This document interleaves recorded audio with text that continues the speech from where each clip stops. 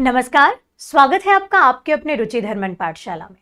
हम होंगे कामयाब, हम होंगे कामयाब एक दिन। मन में है विश्वास, पूरा है विश्वास कि हम होंगे कामयाब, हम होंगे कामयाब एक दिन। इन्हीं पंक्तियों के साथ में आजादी के 77वें महोत्सव की सभी देशवासियों के साथ रुचि धर्मन पाठशाला को भी बहुत बहुत बधाई, और जितने भी लोग मुझे सुन रहे हैं उन सभी को इस आजादी के महोत्सव की बधाइयां। जैसा कि मैंने आपको बोला था कि रुचि धर्मन पाठशाला में मैं एक वीडियो लेकर आऊंगी जिसमें जो हमारा टेस्ट सीरीज शेड्यूल प्रोग्राम होगा वो हम यहाँ पर डिस्कशन लाएंगे। तो जैसा कि आपको स्क्रीन पे दिख रहा होगा कि यहाँ पर हम आप पूरे टेस्ट सीरीज प्रोग्राम का डिस्कशन करेंगे। अभी ये जो प्रोग्राम है ये पेपर नंबर 5 के लिए आया है। बहुत जल्दी आपको टेस्ट सीरीज प्रोवाइड होगी पेपर नंबर 6 के लिए, और बहुत सारे ऐसे प्रोग्राम हैं, मॉड्यूल हैं, शेड्यूल्स हैं जो रुचि धर्मन पाठशाला के माध्यम से बच्चों की तैयारी में कारगर साबित होंगे। जैसे कि आज ही सुबह बच्चों के बहुत सारे मैसेज आ रहे थे कि फोन आ रहे थे कि मैम टेस्ट सीरीज जल्दी से ला दीजिए, जल्दी से ला दीजिए। तो लीजिए, आ गई है आपकी टेस्ट सीरीज, जल्दी से लग जाइए आप पढ़ाई के लिए।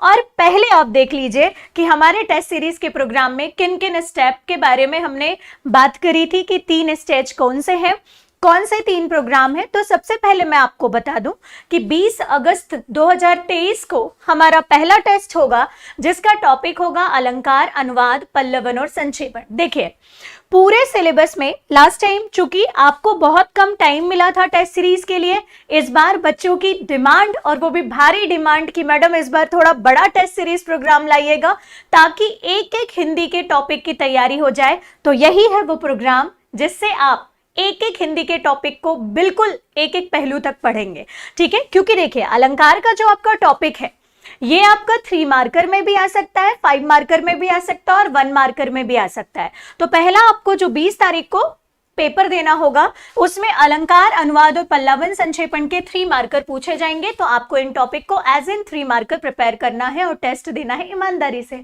दूसरा है संधि, समास और विराम चिन्ह। इसमें भी 3 मार्कर पूछे जाएंगे। याद रखिएगा, संधि, समास, विराम चिन्ह 2 जगह पूछे जाएंगे, एक तो क्वेश्चन नंबर 1 और एक क्वेश्चन नंबर 4 जहां पर आपका 2 मार्कर में आएगा। तो पहले हमारा टॉपिक होगा संधि, समास और विराम चिन्ह के 3 मार्कर का। उसके बाद पूरी प्रारंभिक व्याकरण का टेस्ट होगा आपका 28 अगस्त को, जिसमें हम यहाँ पर 3 मार्कर अगेन लेंगे। 3 मार्कर का आपका ये टेस्ट होगा। उसके बाद 1 सितंबर को भाषा और हिंदी साहित्य का टेस्ट होगा जो अगेन 3 मार्कर का होगा। याद रखिए, ये वाला जो टॉपिक है ये एमपीपीएससी मेंस ने सिलेबस में नहीं दिया है, लेकिन अगर लास्ट ईयर का क्वेश्चन पेपर आप उठाकर देखेंगे या उसके पहले का भी, तो भाषा से रिलेटेड 2 से 3 प्रश्न देखने को मिल रहे हैं।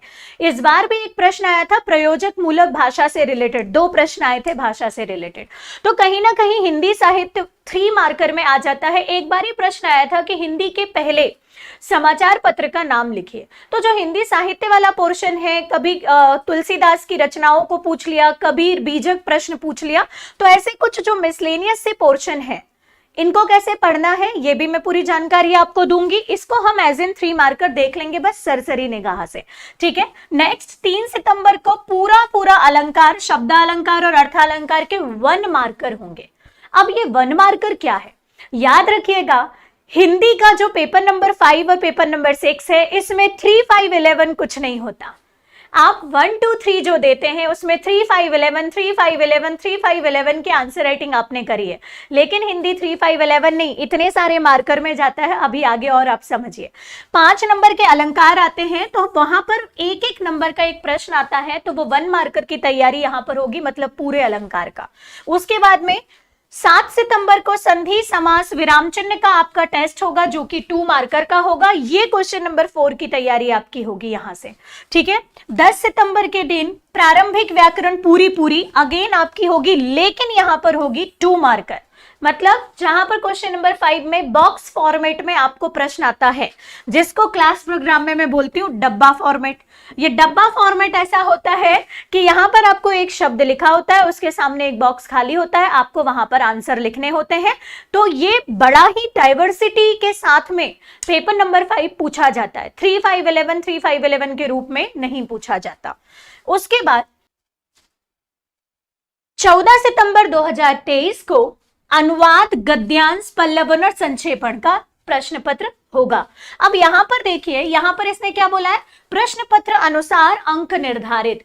कहने का मतलब अगर आप फाइनल पेपर को देखोगे, लास्ट ईयर के क्वेश्चन पेपर को, जो फाइनल पेपर होता है आपका, उसको देखोगे, पहली बात तो देखना ही है। यदि आप कोई भी एग्जाम क्वालिफाई करना चाहते हो तो उसके दो ही ब्रह्मास्त्र हैं, एक है लास्ट ईयर का क्वेश्चन पेपर और दूसरा है उसका सिलेबस। तो सबसे पहले आपको दूसरे ब्रह्मास्त्र अर्थात सिलेबस को पूरा देखना है, रट लेना है, उसको तकिए के नीचे रख के सोना है, ठीक है, और सुबह उठते से उसको देखना है, सुबह मतलब सोने के पहले उसको देखना है। इतना आपको सिलेबस के साथ प्यार हो जाना चाहिए। और दूसरा ब्रह्मास्त्र है लास्ट ईयर के क्वेश्चन पेपर की कौन से सिलेबस के कौन से पोर्शन से प्रश्न कैसे आ रहे हैं, कितने अंकों के आ रहे हैं, क्या प्रश्नों का प्रारूप है। ये अगर आपको पता है, आपका सिलेक्शन 100% तय है।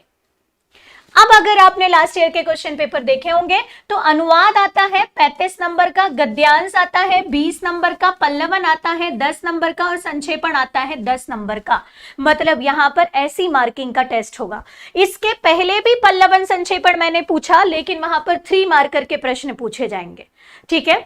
नेक्स्ट अगर मैं बात करूं, 18 सितंबर के दिन लघुत्तरी प्रश्न पूरे आपके, उसके साथ अनुवाद, गद्यांश, पल्लवन और संक्षेपण, और इसके साथ भी प्रश्न पत्र के अनुसार इसकी अंक निर्धारित किए जाएंगे। लघुत्तरी प्रश्न में 3 मार्कर, 2 मार्कर, 1 मार्कर, और इनके प्रश्न फिर से वैसे ही पूछे जाएंगे जैसे एग्जाम में आते हैं। अगला 21 सितंबर 2023 को अलंकार, संधि, समास, विराम चिन्ह और प्रारंभिक व्याकरण जैसे कि प्रश्न पत्र में प्रस्तावित है वैसे आपको पूछे जाएंगे। लास्ट में 3 FLTs 1 अक्टूबर, 5 अक्टूबर और 10 अक्टूबर को आपको मिलेगी। इस FLT के लिए अगर MPPSC मेंस अपने एग्जाम शेड्यूल को थोड़ा बहुत चेंज करता है तो आपकी FLT की डेट भी यहां पर चेंज हो जाएगी मुख्य परीक्षा के अनुसार। वैसे तो मुझे नहीं लग रहा है कि MPPSC जो है वो यहां पर अपने मुख्य परीक्षा के टेस्ट मतलब शेड्यूल को चेंज करेगी, लेकिन अगर फिर भी कोई भी चेंजेस मध्य प्रदेश लोक सेवा आयोग की मुख्य परीक्षा में किए जाते हैं तो वो चेंजेस हम अपने FLT को बढ़ाकर या कम कर सकते हैं। वैसे तो कम होगा नहीं क्योंकि 10 अक्टूबर तक है। आपकी FLTs बढ़ ही सकती हैं या पोस्टपोन हो सकती हैं according to exam schedule. Got it. तो ये था हमारा डिस्कशन। आपको इसका भरपूर लाभ लेना है और अपनी तैयारी में 4 चांद लगाना है। अब एक बात मैंने बोला था कि हमारा जो प्रोग्राम होगा वो 3 स्टेप होगा या 3 स्टेजेस में होगा। कौन कौन सी 3 स्टेजेस?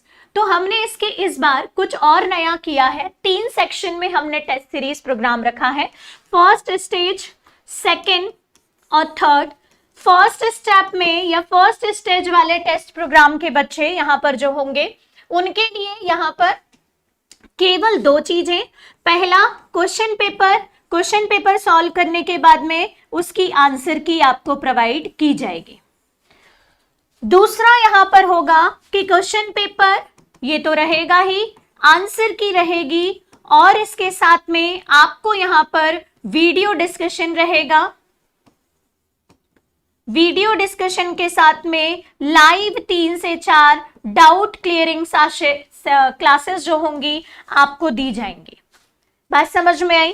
तीसरा स्टेप बहुत ही ज्यादा एनहेंस और मॉडिफाई स्टेप है जिसमें आपको यहां पर क्वेश्चन पेपर, आंसर की, इसके साथ वीडियो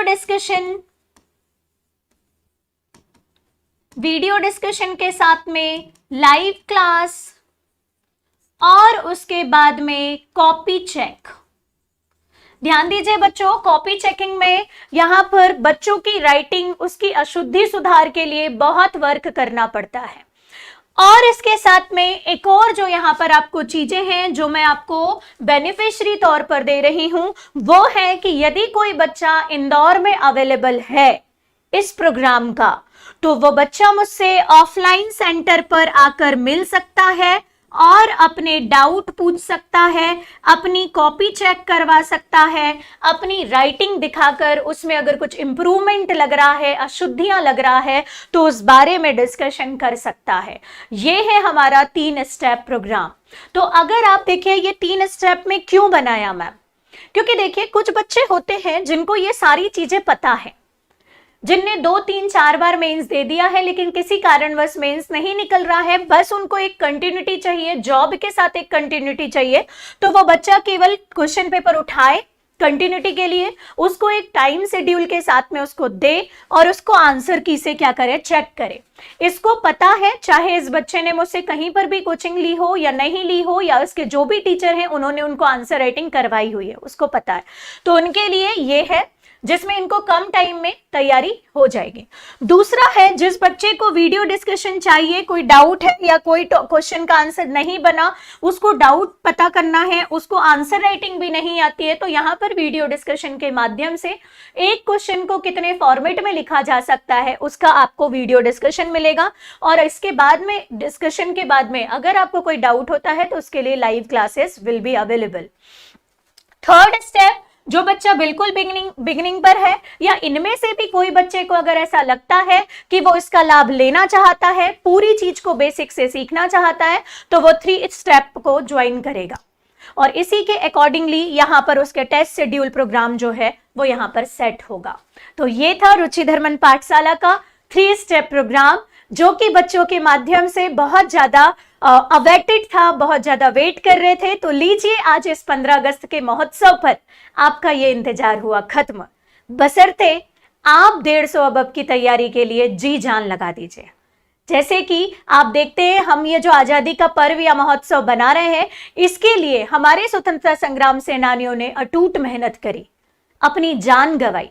तो क्या हम इतनी सी मेहनत नहीं कर सकते अपने सपने के लिए कि एक कमरे पर बैठकर आपको पढ़ना ही तो है? कौन सा आपको पीठ पर हजारों किलो का वजन लाद कर चलना है? कौन सा आपको गोली खाना है? कौन सा आपको सरहद पर हमारे सैनिकों के जैसे लड़ने जाना है? एक कमरे पर बैठकर पढ़ाई करना है। क्या आप इतना नहीं कर सकते अपने लिए, अपने फैमिली के लिए, अपने सपने के लिए? तो करिए और तैयार हो जाइए रुचिधर्मन पाठशाला की टेस्ट सीरीज के लिए, जो कि स्टार्ट हो रही है 20 यहां पर अक्टूबर से। तो ऑल द बेस्ट, मिलते हैं टेस्ट सीरीज के साथ में। बहुत बहुत धन्यवाद।